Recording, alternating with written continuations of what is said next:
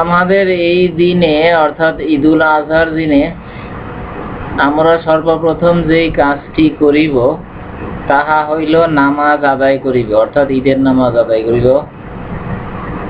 তারপর উপরে আসিয়া আমরা কোরবানি করিব।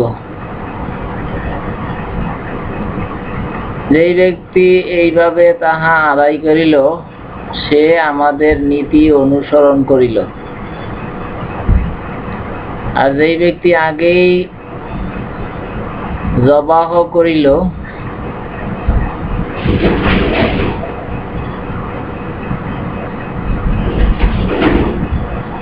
তাহা এমন গোশত রূপে গণ্য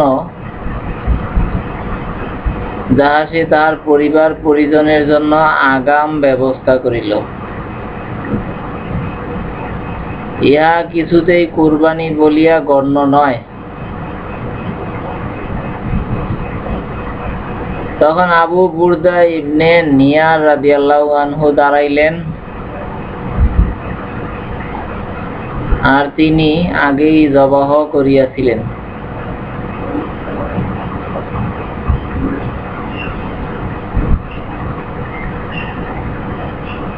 তিনি বলিলেন, আমার নিকট একটি বকরির বাচ্চা আছে,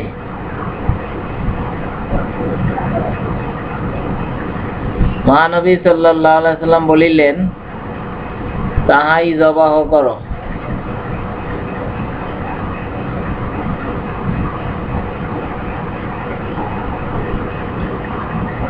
তবে তোমার পরে আর কাহারোর পক্ষে তাহা যথেষ্ট হইবে না।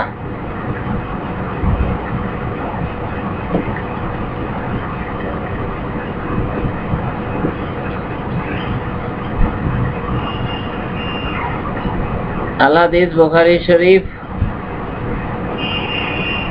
হাদিস নাম্বার 5147।